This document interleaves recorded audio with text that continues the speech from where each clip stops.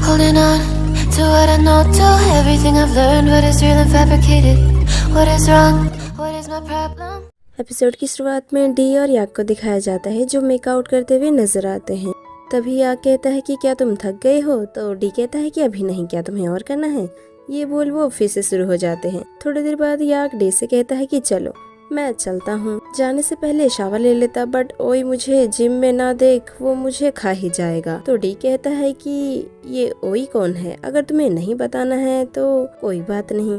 तो वो कहता है कि ऐसा कुछ नहीं है, ओई मेरा भाई है जो मुझे पागलों की तरह ट्रेन करना चाहता है ताकि मैं लाइफ में कुछ कर सकूं। वैसे वो मेरा भाई कम डैड ज्यादा लगता है। तो चलो मैं अब चलता हूँ। तभी डी कहता है कि अपनी ये कैप तो पहन लो। तो वो कहता है कि हाँ, इससे तो मैं भूल ही गया था, अगली बार अगर आपको मेरी सर्विस चाहिए हो तो बता देना।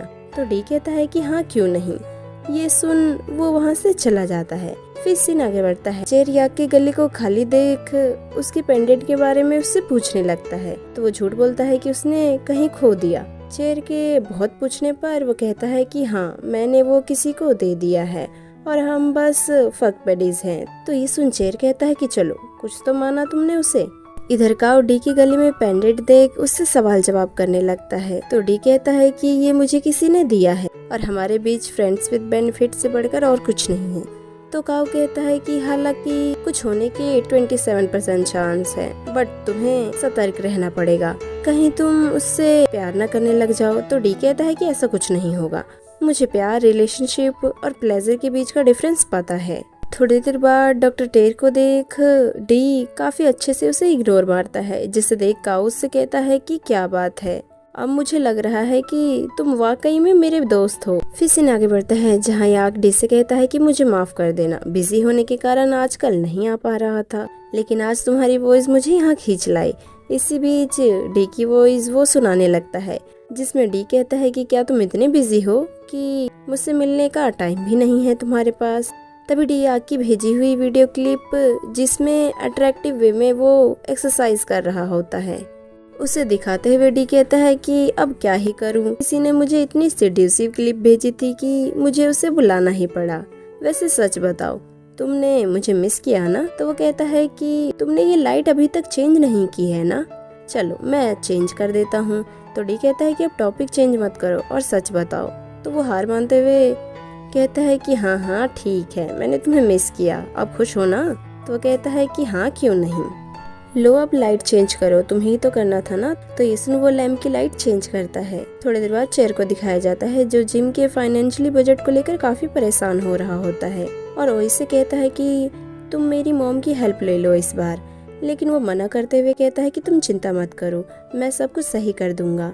तो चेर कहता है कि ठीक है, फिर इस बार मैं सभी बॉक्सर को ट्रेनिंग के कामों में लगा दूंगा और तुम मुझे इस बार नहीं रोकोगे। तो ये सुन वो कहता है कि ठीक है। इधर डी एक बच्चे का ट्रीटमेंट करते हुए नजर आता है।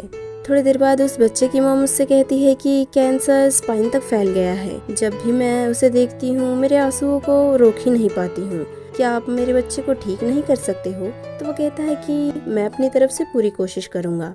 फिर सीन आगे बढ़ता है जहाँ डी काफी परेशान होता है क्योंकि वह अपने सीनियर डॉक्टर से बात करने के बावजूद भी उस बच्चे के लिए ज्यादा कुछ नहीं कर पाता क्योंकि उसके हॉस्पिटल में उतनी ज्यादा फैसिलिटीज अवेलेबल नहीं होती है। तभी उसे याक का कॉल आता है जो उसे कहता है कि आज मैं यूनिवर्सिटी में हूँ, जिम में नहीं, तो कोई भी सेड्यूसिव क्लिप सेंड नहीं कर पाऊंगा। तो ये सुन डी कहता है कि अरे तुम साफ साफ क्यों नहीं कह देते हो कि तुम मुझे मिस कर रहे थे?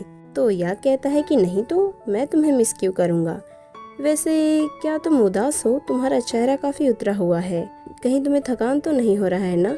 तो डी कहता है कि हाँ, वैसे कितना अच्छा लगता है ना जब कोई आपकी इस तरह परवाह करता है। वैसे क्या तुम आज रात आने वाले हो? तो वो कहता है कि मैं तुम्हारा यही पूछने का वेट कर रहा था, चलो ये डिलीवरी मैन तुम्हें आज टेस्टी खाना पार्सल करने के लिए आ रहा है। ये बोल वो फोन रख देता है। थोड़ी देर बाद हॉस्पिटल में ये रूमर फैल जाता है कि डी डॉक्टर टेर के द्वारा रिजेक्ट कर दिया गया, इसलिए अब वो बदला लेने के लिए स्कॉलरशिप के लिए अप्लाई कर रहा है। तो ये सुन डी कहता है कि ऐसा कुछ नहीं है क्योंकि मेरे दिल में कोई और है और मैं उसे डेट भी कर रहा हूँ। ये देख डॉक्टर टेर डी से कहता है कि ये सब मैंने नहीं किया है। थोड़ी देर बाद काओ डी से कहता है कि ये सिर्फ वोटिंग के फेवर को डाइवर्ट करने के लिए किया गया है। वैसे तुम बॉयफ्रेंड वाली बात को सच कैसे करोगे? तो वो कहता है कि वो मैं देख लूँगा। फिर रात का सीन दिखाया जाता है जहाँ डी याक को 4 महीने के लिए फेक बॉयफ्रेंड बनने के लिए कहता है, लेकिन वो मना करते हुए कहता है कि नहीं, मैं पब्लिकली ऐसा नहीं कर सकता हूँ। हमने ये सब फन के लिए स्टार्ट किया था, बट मुझे कोई इसमें फन नज़र नहीं आ रहा है। अगर ये न्यूज़ पब्लिक हो गई तो मेरा बॉक्सिंग करियर दांव पे लग जाएगा। तो डी कहता है कि ऐसा कुछ नहीं होगा, ये बात सिर्फ हॉस्पिटल तक ही रहेगा। तो याक कहता है कि नहीं, अगर एक बार न्यूज़ फैला तो तुम भी उसे रोक नहीं पाओगे।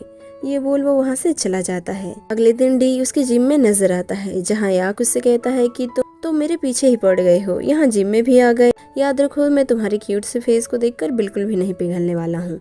ये बोल वो वहाँ से चला जाता है।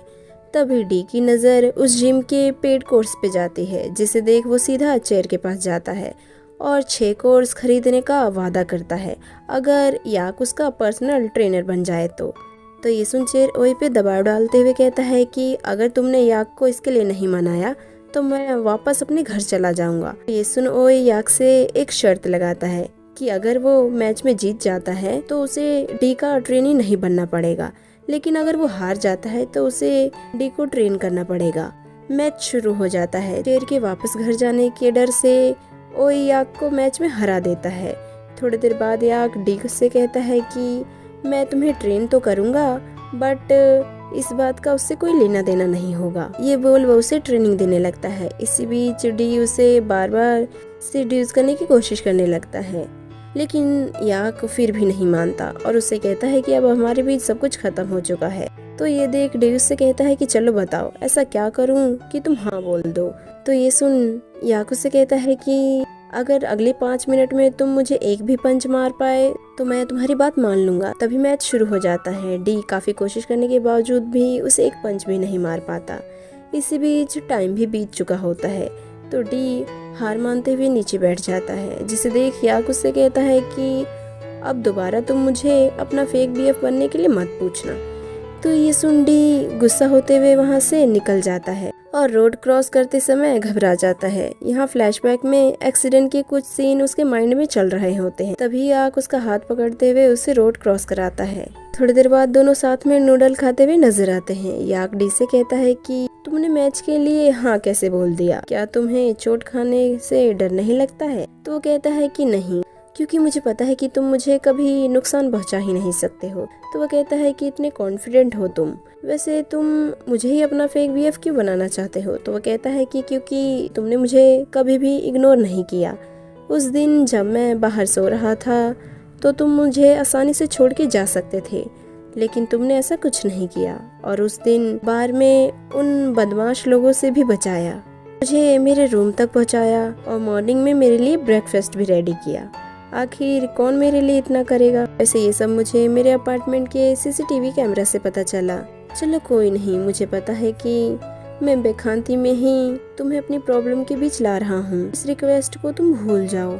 ये बोल वो वहाँ से जाने लगता है। तभी याक कहता है कि रुको, लो तुमने मुझे अभी पंच मार दिया है तो तुम जीत गए हो। इसी बीच वहाँ फायरवर्क्स होने लगते हैं। तभी याक कहता है कि 4 महीने थे ना? तो वो कहता है कि हाँ 4 महीने।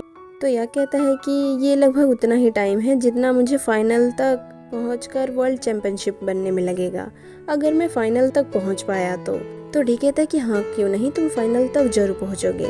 इसी बीच याक डी के हाथ पे अपना हाथ रख देता है। फिर हॉस्पिटल का सीन दिखाया जाता है जहाँ सभी नर्स डी की बजाय डॉक्टर टेर को वोट करने की बातें कर रहे होते हैं। तभी वहाँ पे याक फ्लावर लेके आता है और डी को देता है और उससे कहता है कि क्या तुम्हें ये पसंद आया? ये बोल वो उसे अपनी तरफ खींच लेता है। थोड़ी देर बाद दोनों हंसते हुए नजर आते हैं जहाँ डी याक से कहता है कि आज सभी का चेहरा देखने लायक था, खासकर डॉक्टर टेर का। चलो हम इस फेक रिलेशनशिप के पहले दिन को सेलिब्रेट करते हैं। आज मैं तुम्हें अपना कुकिंग स्टाइल दिखाऊंगा। ये बोल वो खाना बनाने लगता है, जिसे देख याक भी उसकी हेल्प करने में लग जाता है। खाना रेडी होते ही याक डी से कहता है कि क्या हम इसे सच में खा सकते हैं? तो डी खाना टेस्ट करते हुए कहता है कि हाँ बहुत ही टेस्टी बना है, तुम भी ट्राई करो। जैसे ही याक खाता है वो खांसते हुए पानी पीता है और उसे कहता है कि क्या तुम इसे टेस्टी कहते हो? ये भी कोई खाना है? तो वो कहता है कि अरे मैंने कुछ ज्यादा ही इसमें नमक डाल दिया था। तो याक कहता है कि लेकिन तुम तो इसे डिलीशियस कह रहे थे ना? लो चलो अब और खाओ। फिर सीन आगे बढ़ता है जहाँ याक फ्रेंड्स विद बेनिफिट ड्रॉ करता है तो डी फ्रेंड्स को काट कर फेक फैन विद बेनिफिट कर देता है।